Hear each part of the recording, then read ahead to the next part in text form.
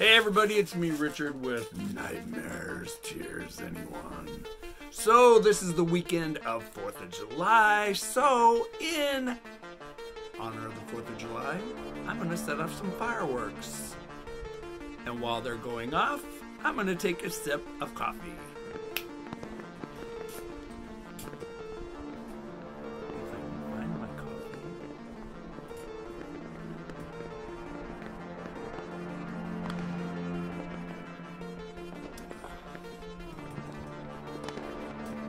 So, happy 4th of July to all of you that celebrate it. If you're here in America, we all celebrate 4th of July.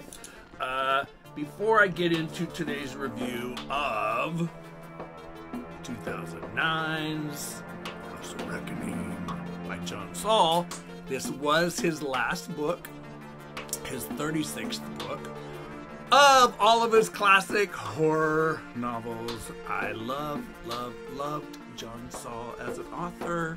I knew him personally when I still lived in Seattle. It was terrible.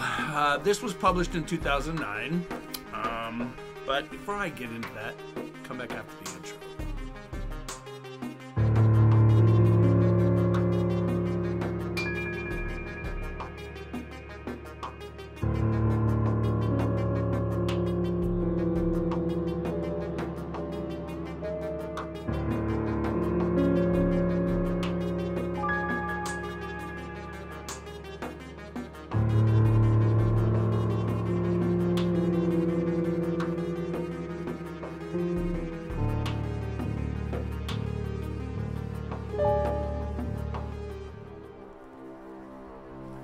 So welcome you guys. Before I get into today's review, if you like horror as much as I do, and if you haven't done so already, please do me a favor, hit that like button down there. It's great for my channel's algorithms.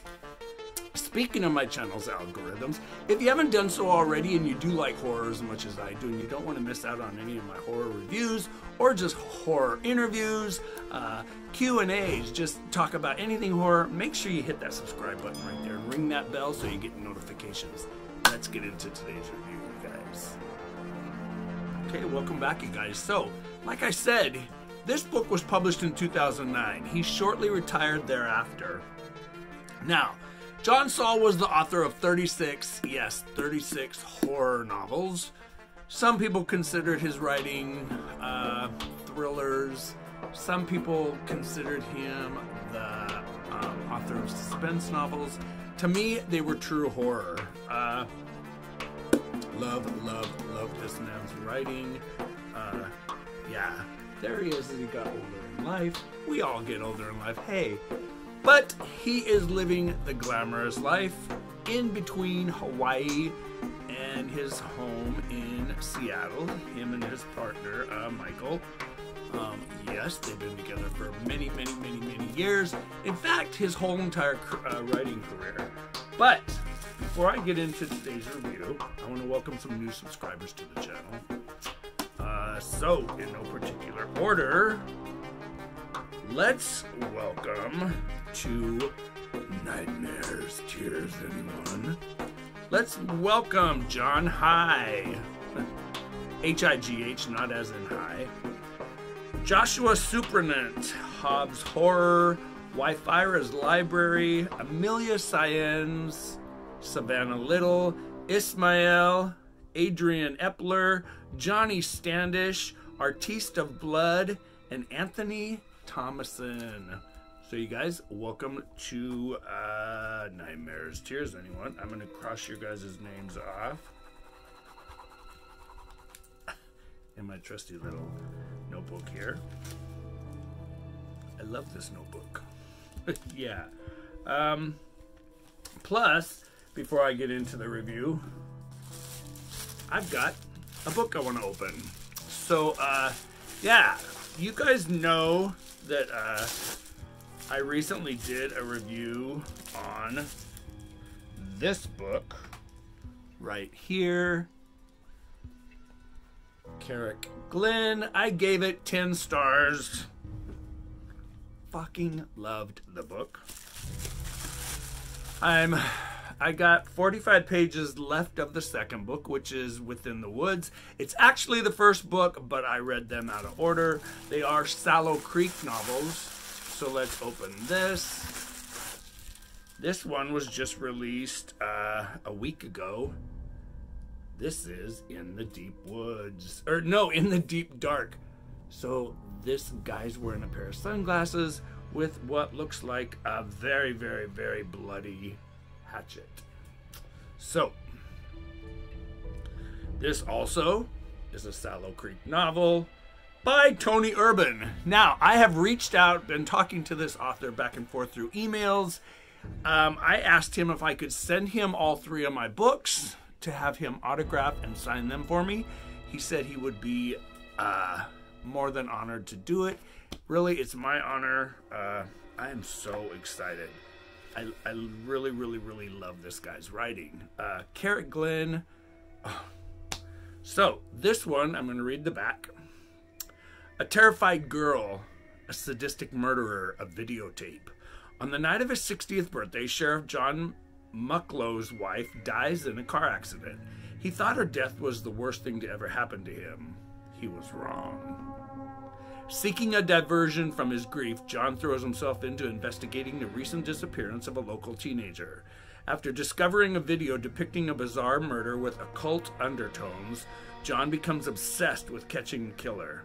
As the investigation expands and horrifying answers begin to emerge, John spirals into a world more dangerous than he ever knew existed. Can he get out in time, or will he lose himself in the depths of the deep dark? Now, I am hoping that this is as horrifying as Carrot Glenn was. Now, I am really, really, really looking forward to this, actually. This book does not have as many pages as Within the Woods. This one's only got 270, but I'm sure they're going to be good. So, let's get into today's review of 2009's House of Reckoning. I'm going to read you the inside cover first. Now, you guys also all know that almost, well, 31 of my 36 John Saul novels have all been autographed and signed and personalized to me on the inside. His last 5 books were not, because I didn't have any way to get them to him, or I no longer lived in Seattle. Like I said, this one was published in 2009. I'm going to read you the inside cover. It says, after the untimely death of her mother, 14-year-old Sarah Crane, why did I say Savannah? Sarah Crane is forced to grow up quickly in order to help tend her family's Vermont farm and look after her grieving father, who's drowning in sorrow of his alcohol. I can't even read, the lights are so dark in here. Who's drowning his sorrow in alcohol, but their quest...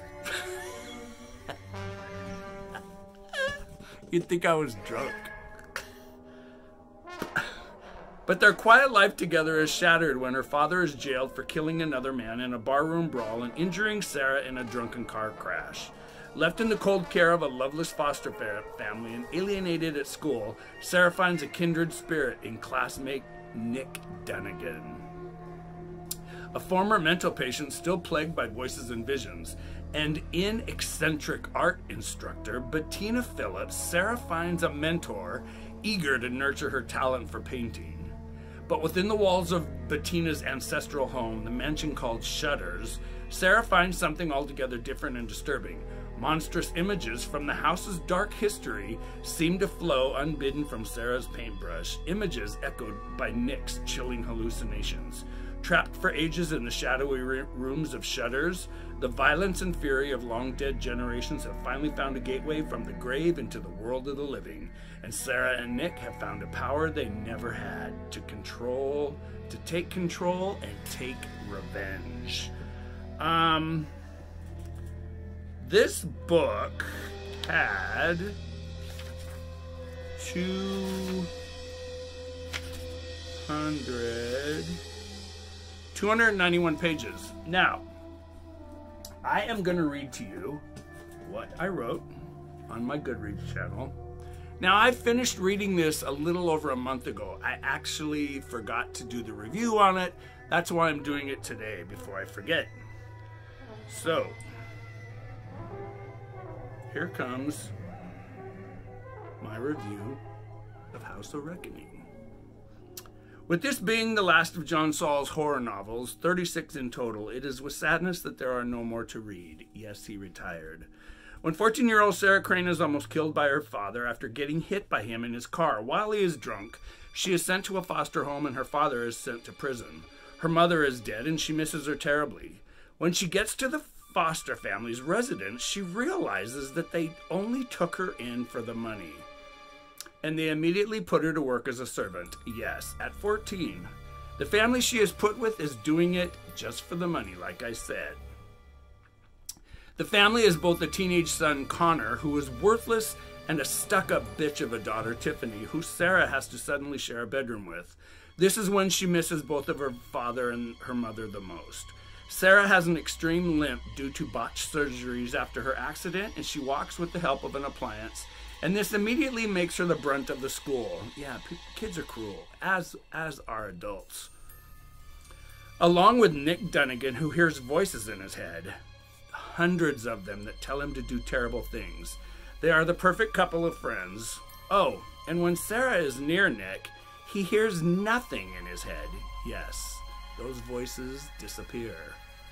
One day while Sarah is in her favorite class, art, her art teacher, Bettina Phillips, notices she can draw, and I mean well. Bettina notices Sarah is drawing a huge rock and stone mansion. The mansion used to house the mental hospital years ago. It is called Shutters, and it is Bettina's home. And in this town, Bettina is labeled a witch and a worker of the devil. When the abuse gets so bad at home, where Sarah lives, she starts to get close to Bettina, and she hears that Shutters has always been rumored to be haunted. What? Are you kidding me? Not in a John Saul book, a haunted house. And especially one that's in a rock and stone mansion. And this, in my opinion, is what made his works so effective. Sarah tells Nick this. As both the teens start seeing things in a different way than ever before, they notice something. What is Sarah's father suffering with in his mind, and what are the secrets he is keeping from Sarah? What started Nick's affliction with hearing evil voices? Are they real, and who are they? This was so sad to finally read for me since I never read it. Since I never read it before or read my signed, personalized from the author, the last book of his published works. Yes, I do have this signed in paperback. It is actually right up there, but my hardback was not signed. This being his 36th novel of horror was the last of my complete reread in publishing order, works of John Saul, and here is my review rating. 4.5 drops of blood and ghosts. Highly recommended, however, nothing will take the place of his first published classic, in my opinion, horror novel, Suffer the Children. Enjoy and stay out of Shutters. Okay, this book, with this being the first time I read this, yes, I put it off for years and years and years because I did know it was John Saul's last book. Now, I recently, well, not recently, but about, sorry, I have an eyelash somewhere. About a year ago, year and a half ago, Larry Yonks could tell me this, I started rereading all of Saul's books in publishing order, and this was his last. So I didn't really want to finish it quickly because I knew I was not going to have any more books by him to read. Now, a lot of us know that if you are a fan of John Saul and you followed him for years like I have, and if you had some kind of communication with him, he promised all of us that if if you know who was taken out of office by the by Joe Biden becoming president, John Saul promised us all he would write another book. Yes, he did. And he followed through, and he did. He emailed us all the ebook format of his book that he wrote for Just Us fans afterward. So, once again, what was I going to say? God, I'm just having a brain fart. It's like 8 o'clock here, the Saturday before 4th of July. It's been a very busy day today for me. I've just been busy with other stuff. But, yes, that is my review of John Saul's House of Reckoning. Now, back to this. I have to get these in the mail. With Monday being a holiday, I've got those 3 books to mail out, and I've got a package coming to Tammy Ellis and her daughter Maddie. Her daughter Maddie is the one that painted me the Pennywise painting, which a lot of you saw a couple videos back. So you guys, I want to tell you, have a happy and wonderful 4th of July. 4th of July this year for me is going to be kind of sad because it's the 30th anniversary of my mother's death. Yes, my mom died on 4th of July. It was her favorite holiday, so it was kind of appropriate that she did pass on 4th of July. But it'll be 30 years ago this 4th of July that I lost my mom, and it never gets easy. It never gets easy. I was 32 when I lost my mother, and it was oh my God, it was horrible. It was like losing my best friend. It was terrible. But as I said with some other people who I was just talking to the other day, our parents are going to be the brightest 4th of July firework above my head blowing off. So you guys, once again, thanks for taking the time of your day or your night, since it is nighttime here. It's 8 o'clock, like I said.